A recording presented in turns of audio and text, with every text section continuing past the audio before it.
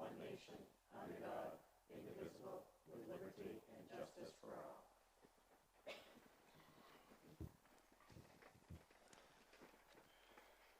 Okay, agenda item number 2 is the consent agenda. Are there any items that members want removed from the consent agenda? If not, the consent agenda will be adopted. Agenda item number 3 is public comment. Are there any members of the public that wish to speak tonight? One. Okay, I just got a small paragraph I have to read, and then let's get up there. Members of the public may address the school committee for up to 3 minutes on non-agenda items now and on agenda items later during that item. Comments that pertain to staff, personnel matters, or student issues should be directed to the superintendent or the appropriate staff member at Lewiston Public Schools. Public comments should be directed to the school committee and be brief, not repetitive, and relate to the matter at hand.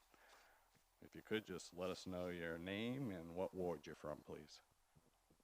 And can you push the... My name's Stacy Smith. I'm from Ward 7. I live on Willow Circle. I'm addressing you today about transportation. It was brought up that the Longley School District will now be transported to the Connors Elementary School. I live on Willow Circle. My daughter and the neighbor will now be going to Lewiston High School. The distance from either 97 Pierce Street or 129 Bartlett Street to Connors Elementary School is 0.8 miles.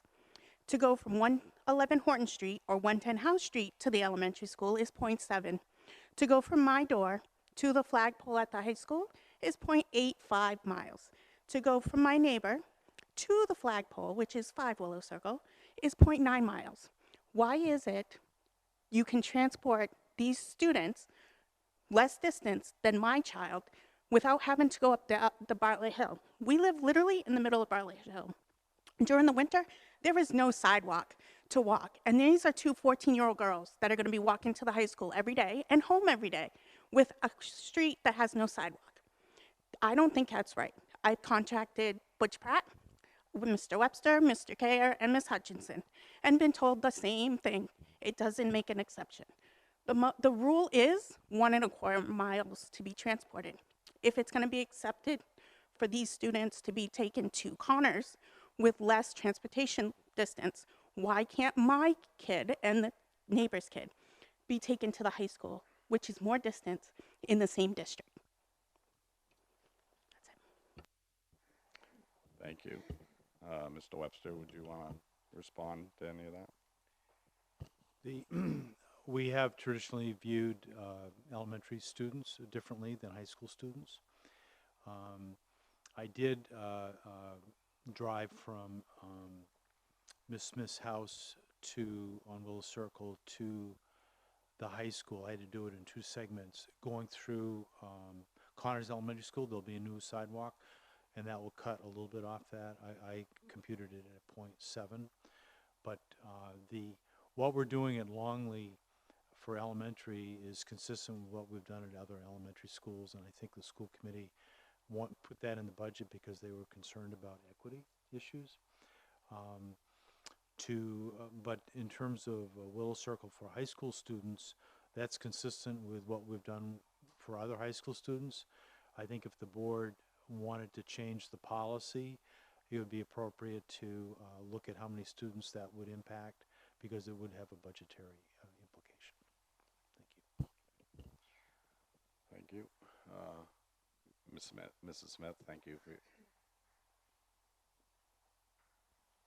So my only issue with that statement is when we were looking, because my daughter went to Martell, when we were looking for a new placement for the new elementary school, we were told we couldn't do it on the outskirts of town, on Lisbon Street or those things, because busing would be too expensive for the Longley kids to be bused out there. But now all those kids are still being bused.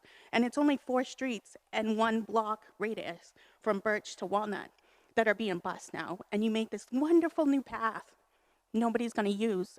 It's an extra cost to us, both the path and now the busing, and you're not including other students in that district that have the same or greater distance to walk. Sure. So the original budget proposal did have the Longley District walking, and it was the decision based upon feedback from the school committee that be in there. I do think that transportation issues, particularly at the elementary level, sensitivities have increased over the last 5 years. It's still considerably less money than what it would be in, I think it was on Old Lisbon Road, the South Lisbon Road, another site that was being looked at. The buses at Longley will make 2 trips. So they'll pick up one load of Longley students, and then they'll drop them off and come back and pick up another one. A location further out of town would not allow that to happen. All right, thank you. And any other members of the public?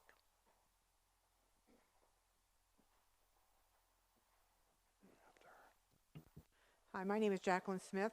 I'm in Ward 7, and I live on Willow Circle, my daughter and I. I want to know if you're doing away with the 1.25 mile requirement for transporting kids, are you making this citywide?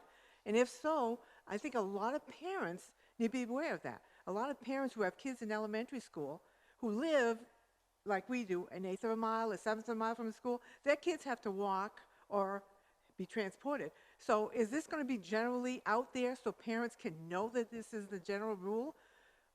I mean, I want to know if this is a rule just especially for the kids at Longley, or is it for everybody through the city?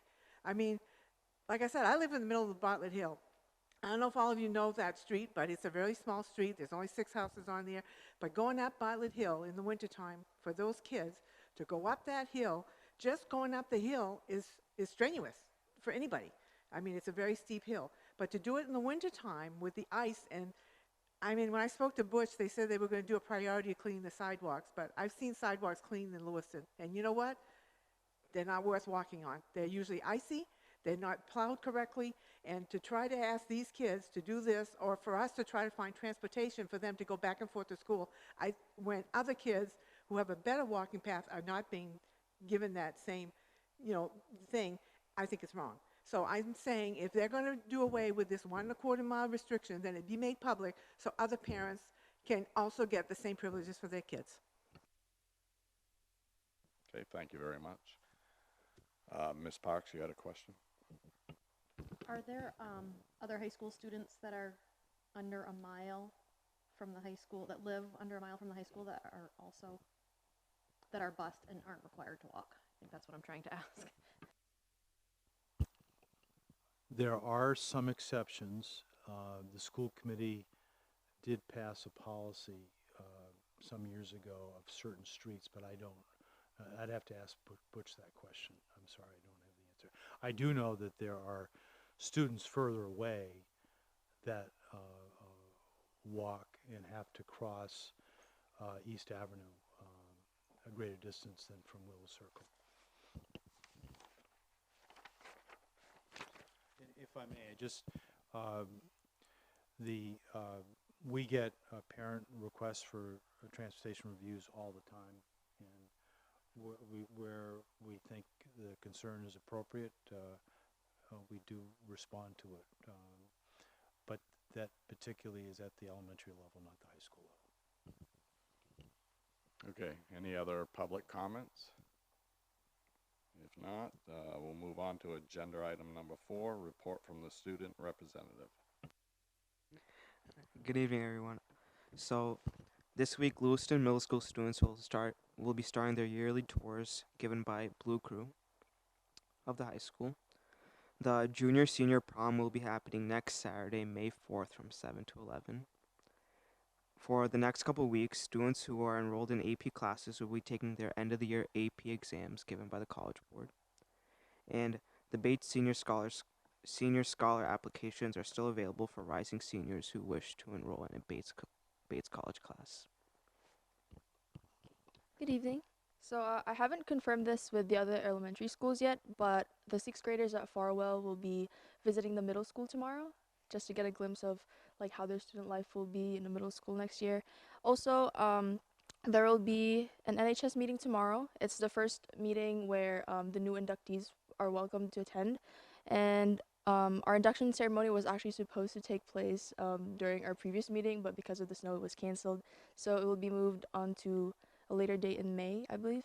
And speaking of May, this month is about to end, which means that seniors are, most seniors are expected to submit their deposits to colleges by May 1st, and I've deposited mine already.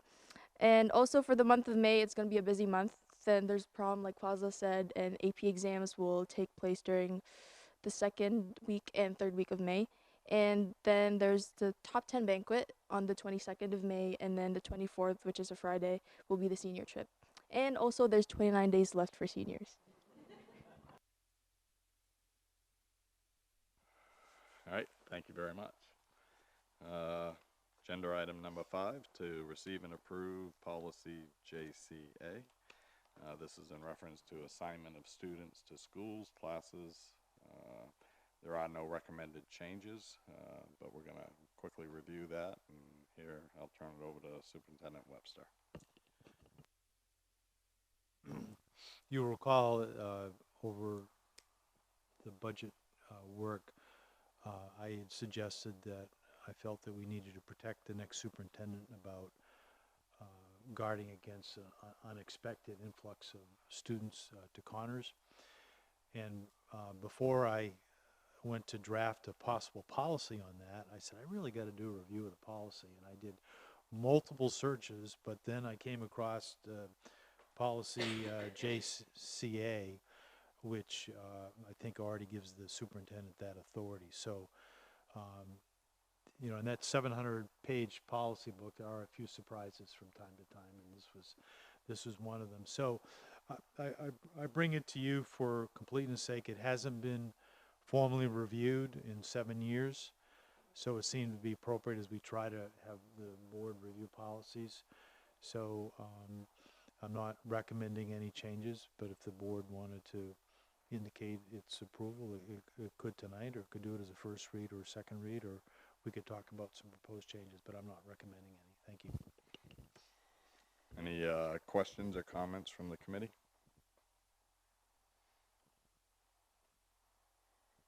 From the public? And back to the committee. Ms. Parks. I am not comfortable doing it as a first read or a second read tonight, just because it hasn't been reviewed in 7 years, and to sort of just review it all at once without potentially discussing any changes that might need to be made. I'm not comfortable with that. I'm also not sure that Mr. Webster's interpretation of it is the same as what mine would be. I know that that interpretation sort of fits this scenario, but I'm not sure if that was the intended purpose of it. So I'm not comfortable with updating it today without updating it. And I think that it would be great to let Mr. Finn decide in a few weeks, in a month when he starts, what he thinks would be good for placement for the new students. I mean, for the students at the new school. So, well, we can't put things off for the next 2 months just because we think Mr. Finn. It's not a week, it's 2 months. So I understand you don't feel comfortable with the first and second read, and I'm okay with that as well. Would you take the time to reach out to Mr. Webster and kind of share your thoughts with him and hear his thoughts, and then it'll come back to us? Everybody else comfortable with that? So, and I would encourage anyone with questions about the policy to speak to Mr. Webster before the next time it's on the agenda. Yeah, it ought to come back on the May 6th meeting, because we're already beginning to get letters on school choice for the fall. So I think it would be helpful to know and be consistent whatever the policy is going to be. So, okay, thank you. Yes, absolutely. Want me to save it for an email? No, go ahead. In the memo that came with this policy, it talks about potentially, in the conversation we had in the past, students living in district for the new school may potentially not be allowed to attend the new school if they've already been in a district transfer to another school. And I don't think it's okay for us to tell a student that they can't go to the district that they live in. If they live there, they should be able to go to the school that they live in, regardless of other things. So maybe it needs to be looked at from a different perspective. And so would you agree, though, that we have to make sure this transition is safe for all students and done in a way that doesn't feel out of control for the students that are there and kind of controlling the influx. Of course. But I think looking at this chart that was provided to us, that's a little hard to read. But it looks like we have several students that will reside in the Connors district that are currently going to other schools. And then we have students that reside outside of Longley or Martell district that are going to those schools. And so I think that if there's an issue with class size, returning the students to their home districts would make more sense than refusing kids who live in that district. I would just like to see how those numbers would balance out with the requests that may already be coming in, but I don't think that telling a family that lives in Connors district that their students cannot go to Connors is the answer. Okay. Any other comments, questions?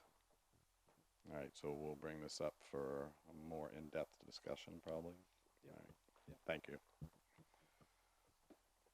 All right, agenda item number 6, to receive and approve the school committee schedule for 2019-20. Mr. Webster. So the proposed schedule is in your packet. It goes through, into the next calendar year and may not impact all of you. But the hope was to have it scheduled so that the incoming superintendent would be familiar with it. And, for example, there is the retreat on the calendar in January, and just it would help him prepare. And also, we'll put it on the calendar for all of you. It follows the same format pretty much as we have been doing. Okay, all set. Any questions or comments from the school committee? Ms. Whitlow. My only true concern is that there is only one Green Ladle venue for the school committee. Would you like to add? All right, any other questions or comments to the public? Anyone want to echo what Ms. Whitlow said? We'd be back to the committee. Ms. Hutchinson? I'd like to move that we receive and approve the school committee schedule for 2019-20. Seconded by Ms. Roy. All in favor? Opposed? Unanimous. So, Mr. Chair, there are people from the high school in the audience in regard to a field trip, I believe. And The one that was on the consent? I think it was approved on the consent, which would mean that they're free to go. I just wanted to make sure that we acknowledge that. Fortunately, it was a short meeting. You didn't have to wait 2 hours to hear it. Thank you very much for coming, though. All right.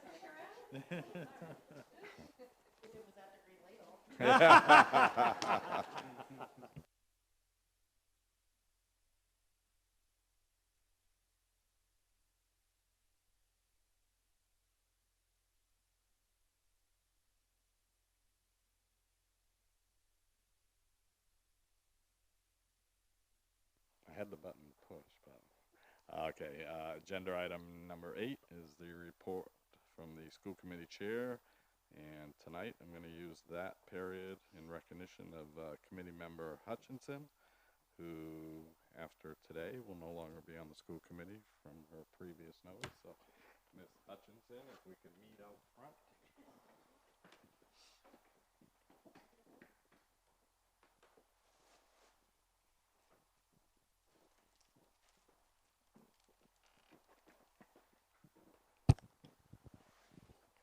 So, It just went off, I think. no, it's on. Oh, it's on. Oh, I didn't see it. Okay, sorry. This is a certificate of appreciation, Tina, for your dedication and, most importantly, her determination to the Lewiston Public Schools and its students. So, Tina, thank you very much. You did a good job while you were here, and we really appreciate that. Now, can I say something? And no, Miss Renee has flowers for you. And It's taking me home tonight, so I have room for all this stuff.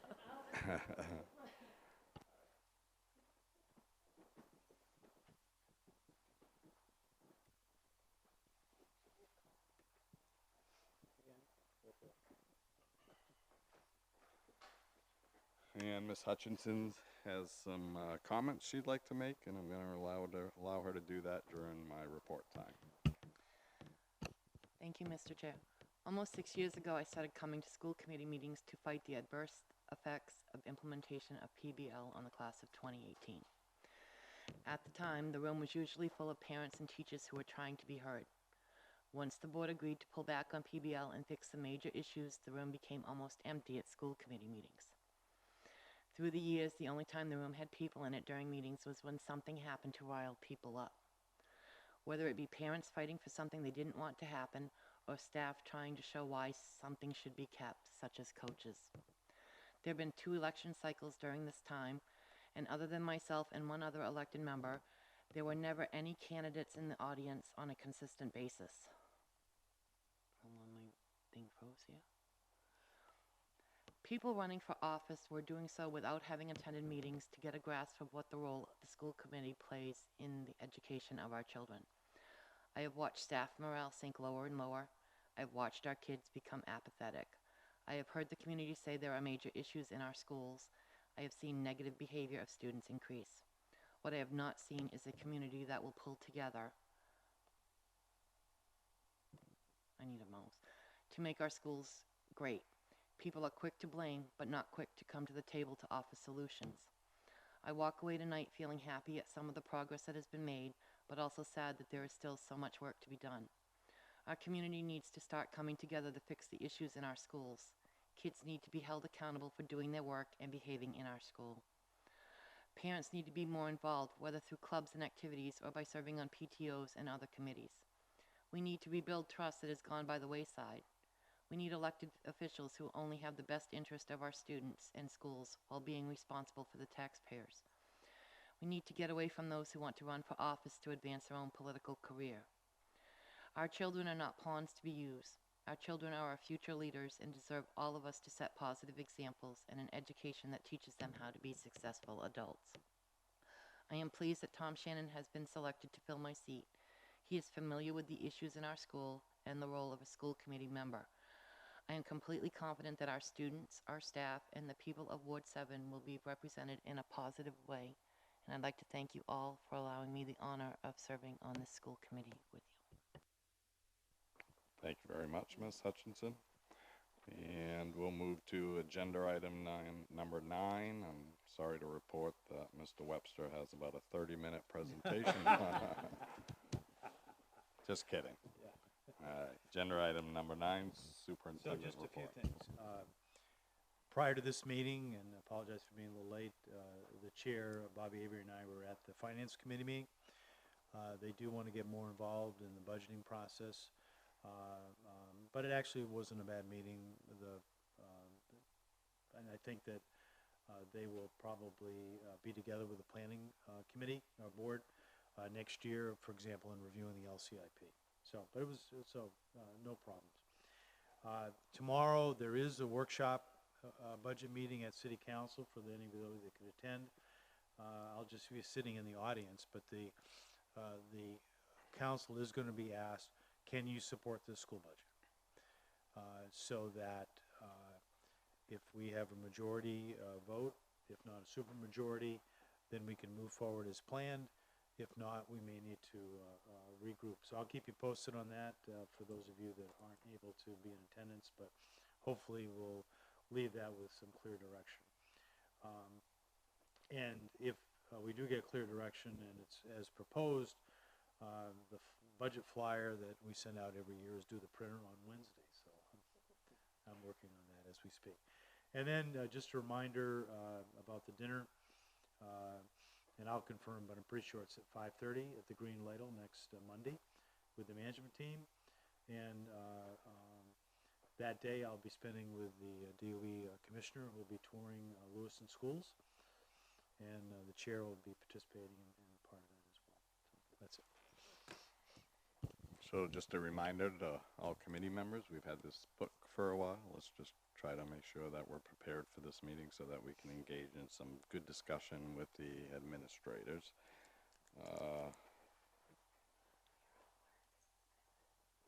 Agenda item number 10. Any future agenda items committee members would like to suggest?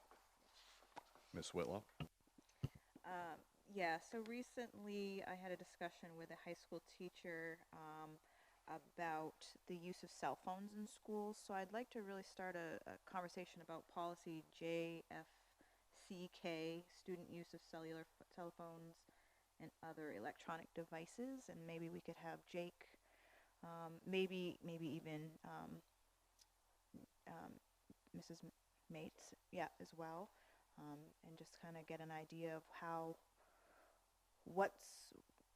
I guess I'd like to have everybody kind of look at that policy and really JFCK, yeah, and then see what's happening when, all that. So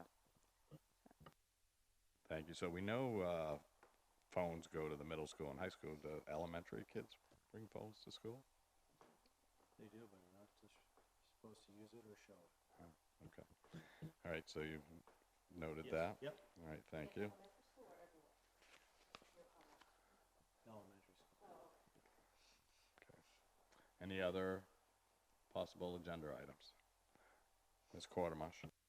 We've talked about this before, but I had a very lovely conversation with the substance abuse, or I don't know what her official title is, but at the high school, yes, on the evening of parent-teacher conferences, and she would love to come present to us about her role and what she's seeing and things that we should be doing or not doing in our schools.